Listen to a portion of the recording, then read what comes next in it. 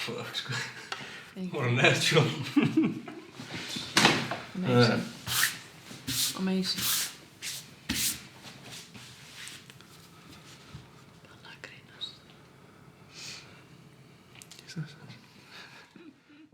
Arnar var ofsalega rólegt barn, alltaf verið það, þrátt fyrir að hafa verið með sín veikindi þegar hann var lítill. Hann fæddist með bakflæði upp í nýru og var mikið á sjúkrahúsi. Hann var líka með bráðaofnæmi fyrir eggjum og fiski. En einhvern veginn var Arnar bara þannig að hann var svo meðvitaður allt þetta. Hann þáði til dæmis aldrei neitt ef að vera rétt honum eitthvað. Hann spurði mig alltaf hvort hann mætti fá. Hann hafði strax mjög mikinn áhuga á fótbolta en byrjaði þó ekki að æfa fótbolta fyrir hann var 10 ára. En hann tók þátt í öllum yngri landsliðum í fótboltanum og stóð sig alltaf mjög vel. Og urðu Norðurlandameistarar einu sinni þegar þau voru 17 ára. En hann ekki nema 15 ára gamall þegar hann býðst þess að fara til AGF í Aarhus og spila þar á samning. Og að sjálfsögðu stóð maður ekki vegi fyrir því. Þannig að ég tók mig bara saman og flutti út og með yngsta með okkur. Og þar voru við í 2,5 ár. En þá langaði hann að fara aftur heim og spila með meistaraflokki Hauka. Enda kominn þá með kærustu og erfitt að vera í svona fjarbúð. Haukar unnu í gær sinn fyrsta sigur á tímabilinu í Inkasso-deild karla og lyftu sér þar með úr fallsæti í deildinni. Á 38. mínútu kom öðru sinni sending frá hægri kantinum, í þetta sinn frá Daniel Smára Guðlaugsinni og komist Haukar í 2-0 fórystu með skalla Arnars Aðalgeirssonar. Sendinguna, Arnar að koma hittast í dauðafæri, Arnar Aðalgeirsson!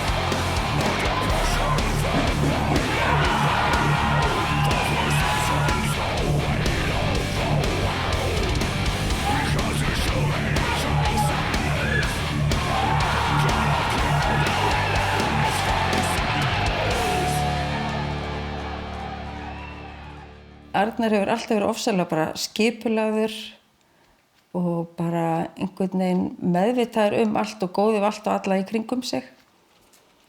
Og eftir að þessi veikindi koma upp bara seinna, að hann hefur alltaf tekið allt með svo miklu æðruleysi. Hann hefur aldrei verið neitt að kvarta eða kveina. Hann bara fer í þau verkefni sem að detta í hans hendur og bara klárar þau.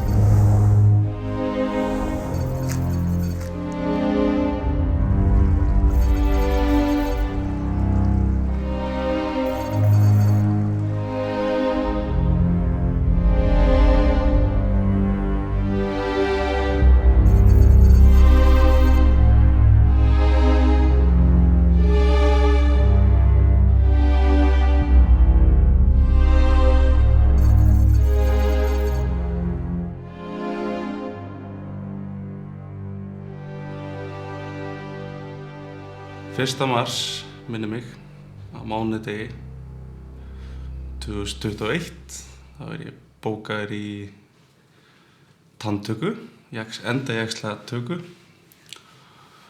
og hún bara gengur vel, bara venjuleg tanntaka eins og flestir Íslendingar fara í og þannig að þetta tekur einhverja 2 tíma og það klárast og bara mætir maður bara í vinnu daginn eftir og út vikuna.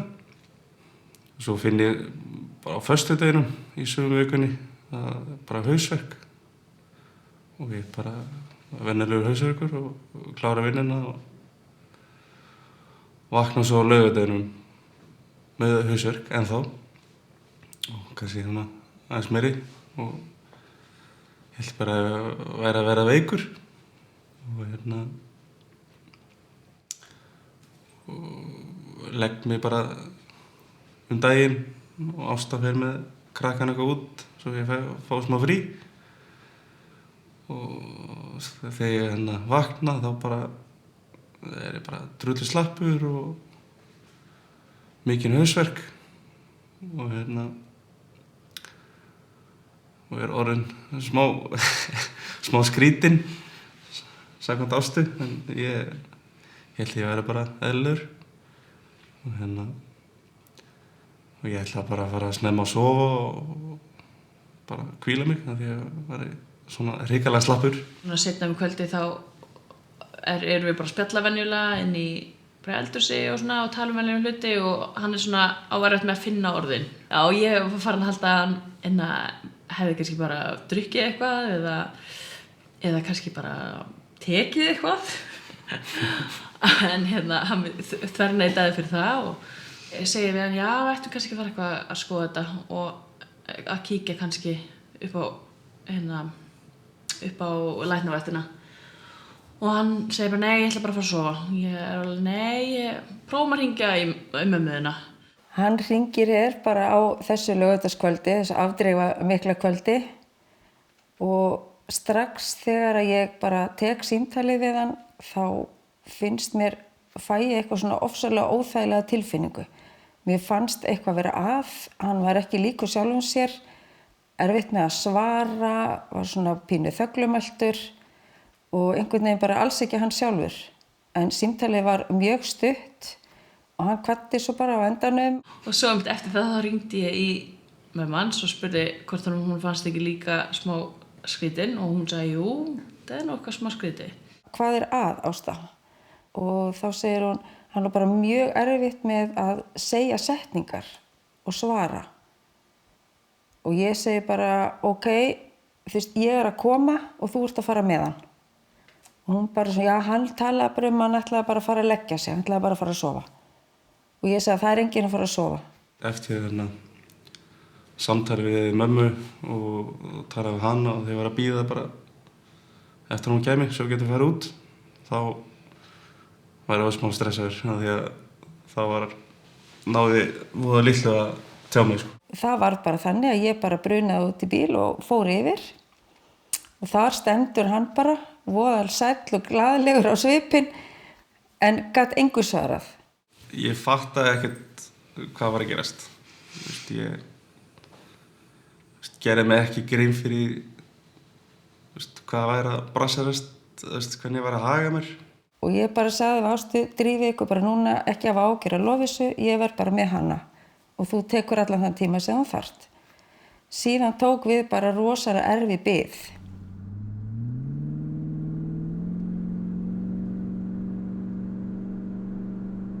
Byrjuðum náttúrulega að fara upp á Læknavatnina og þá var einhver 70 manns undan okkur eða eitthvað svoleiðis og ég segi, já, hann er með mjög mikið hausverk og þá segja, já, farið fremst og þau hleyptu okkur eða bara beint inn og þá var læknirinn bara, já, 27 ára, bara heilbrigður og hraustur strákur, bara það er eitthvað skrítið í gangi, farið bara beint með hana bráðamóttökuna. Þegar við komum á bráðamóttökuna þá tekum við með bara hjúka og spyrir mig hvað er að og ég stend hana bara eins og fífl og starri bara á hana og bara kemur ekkert út og ég stóð hana í 15-20 sekundur áður en Ásta þurfti að útskýra hvað var að gerast og þá var okkur bara hleypt inn í forgang og tekið fullt af testum og þetta máltest eða svona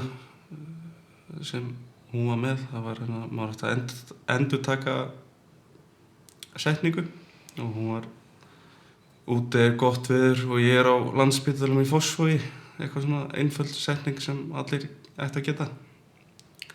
En ég reyndi og klúraði því og ég held ég reyndi 5 sinnum og náði aldrei að klára setninguna, ég er búin að gleyma henni strax.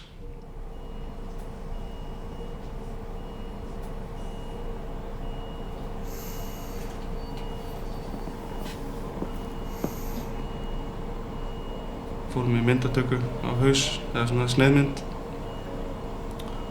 Og það tekur tíma að lesa úr því og fá niðurstöður og alls konar.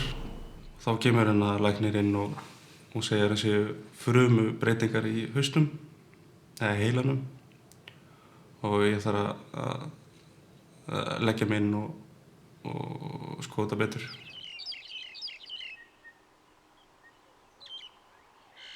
Já, og svo bara vöknum held ég bara 8 eða eitthvað og ég fæ morgunmat og þá kemur loksins læknir og bara segja bara að ég að fara í aðgerð, bara í dag.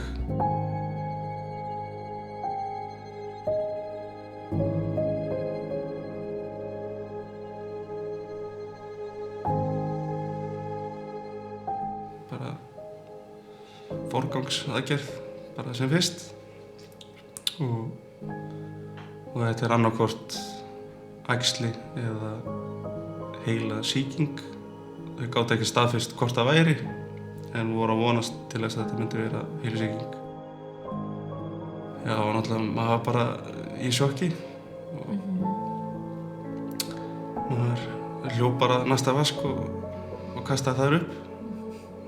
Heimurinn hrundi bara á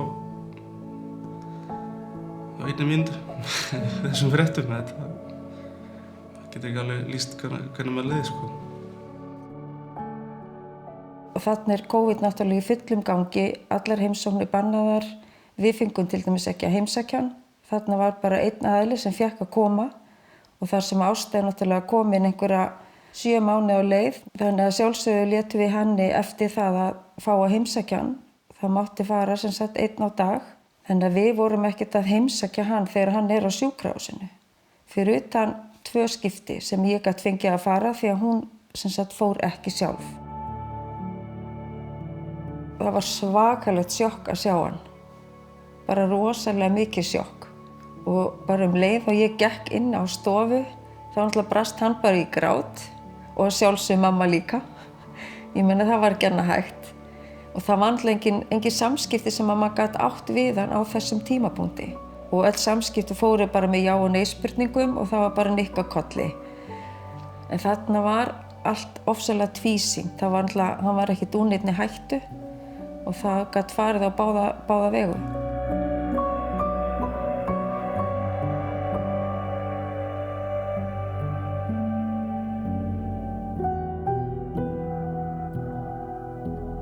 Á spítalunum þegar ég var þar var nánast daglega tekin í einhver svona test, hvort það verið að testa hvort það veri einhvers staðar lömun eða eitthvað svona líkamlegt sem sæðist ekki í fyrstu.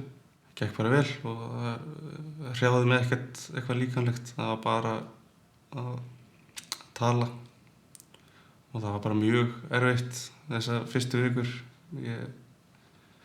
Fyrstu dagana var ég nánast mállaus. Og svo kom alltaf eitt og eitt orð, svona hægt og rólega.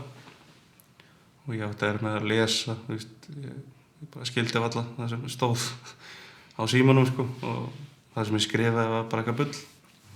Það var svona eftir 2-3 vikur á spítalunum, þá var ég fluttur yfir á Grensásdeild, sem svona endurhæfingarstöð.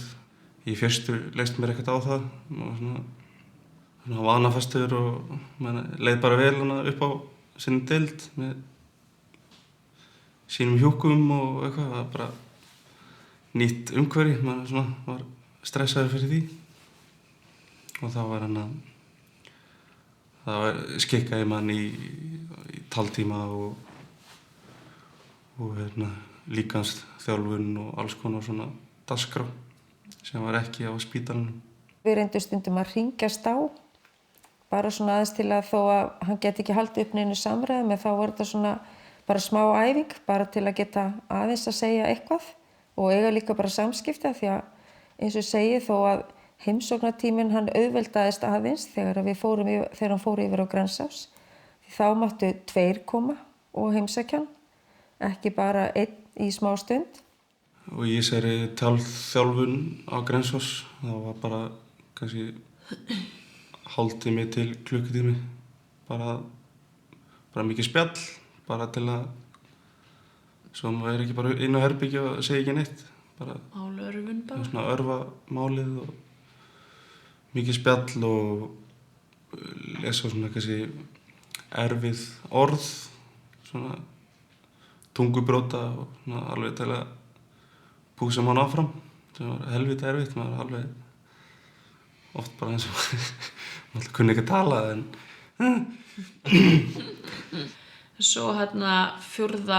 apríl þá fekk hann að gista heima og hann svaf alveg frekar illa og mjög mikla svona hjartsláttartruflanir hérna heima og sem getur náttúrulega bara læknar hélt kannski að væri bara stress, mikið stress.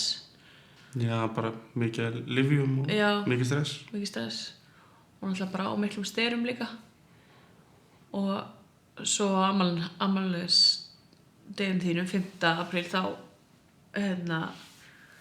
þá varstu orðin svona frekar slappur og líka minni mig með hausverk og þú sagði bara ég vil frekar gista bara upp á spítala.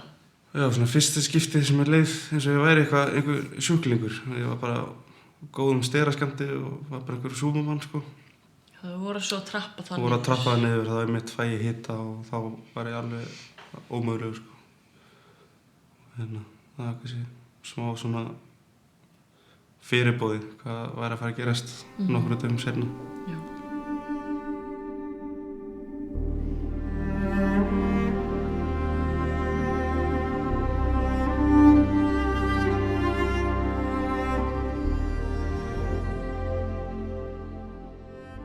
Eftir einu meðtöku þá það að stækka og það kemur læknir bara kvöldi til mín þegar ég bara að græða mig til að fara að sofa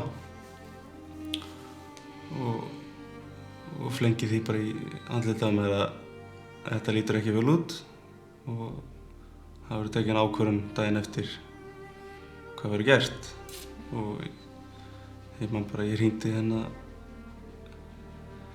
bara í sjokki og grennandi í Ástu og mömmu og alla bara hvað var í gangi. Þannig að ég skildi ekki alveg hvað var að gerast. Maður svona fekk ekki alveg að vita hversu mikið og... Þetta var líka ekki þinn læknir. Nei, þetta var bara læknir á vakt. Sem við vissi ekki alveg allar svo. Þannig að hann kom bara inn og kom með bara stutt svar og labba út og ég var skilinn eftir bara í skýrnum með engin smáatriði, hvað framhaldið væri eða...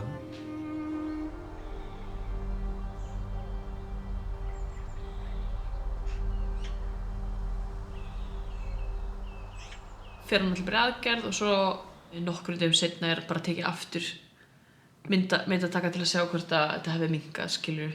Hvort hann hefði náð og hann var mjög vissum að hann hefði náð öllu þegar hann var búinn í aðgerðinni og hringdi mig strax eftir á og hann hefði tekið alveg 0,5 millilitra sprautu af bara grefti úr heilanum.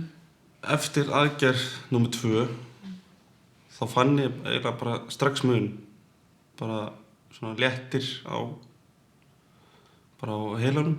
Svona þrýstingur? Já, svona þrýstingur og hausverkur svona bara svona leið bara betur eftir að ég var búinn að jafna mig af aðgerðinni sjálfri. En ég fann bara strax daginn eftir að ég var bara strax aðeins skárri í talinu og svona fleiri orð og lengri setningar og kannski minna stam og svona hik sem var mikið í gangi. Já, maður var mjög hræddur það að þetta myndi vera bara skref eitt aftur. Já. En ég man að sagði læknirinn að þetta væri miklu minna inngrip. Hann var alltaf styttast í daginn sem að strákan okkur átti að fæðast. Arnar var sem byrjar að gista eitthvað heima. Við vorum bara að fá leyfi, örugglega með fyrstu, bara hann í kringum COVID, hann alltaf voru ekki að vera 2 saman í fæðingu bara mjög langa tíma út af því að hann mátti bara vera maki. En við fengum undantekningu fyrir að hafa vinkona mína með og Arnar ætlaði bara að koma ef hann myndi treysta sér. Þetta gekk náttúrulega alveg 8 daga fram yfir og á þessum 8 dögum þá breyttist bara ágætlega margt og hann fór í færri lyfjagjafir. En mér minnir svo bara að þegar að þessu kom að þá þurfti hann samt ekki að fá þessi lyfja en það var búið að gera ráðstæðan til þess ef þess þyrfti. 17. maí þegar ég átti Brynjar þá treysti Arnar sér að vera, hann sat rosa mikið bara í Lazyboy, var með svona smá hjarslegt og truflanir. Smá. Og en það var mjög gott að vera með einhvern annan líka, út af því hann sat bara svolítið og fylgdist með. En gott að hafa hann samt. Það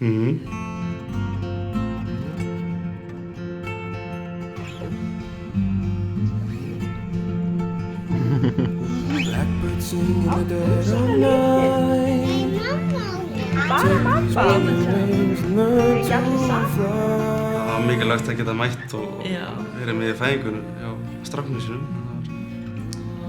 Það er ekki sleppt í fyrir neitt, held ég. Svo var það bara mjög stuttu seinna, kannski viku seinna sem að hann er útskrifaður.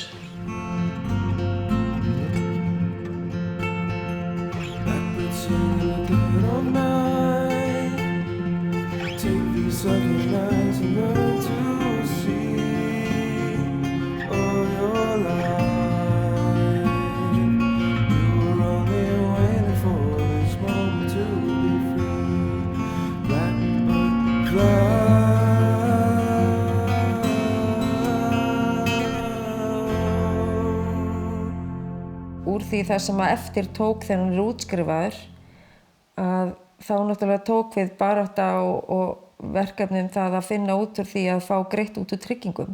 Þegar ég var útskrifaður á Grensás þá þurfti ég að borga allt sjálfur. Bara blóðprufur, vikulega, lyfin, myndatöku eða sniðmynd á 2 vikna fresti.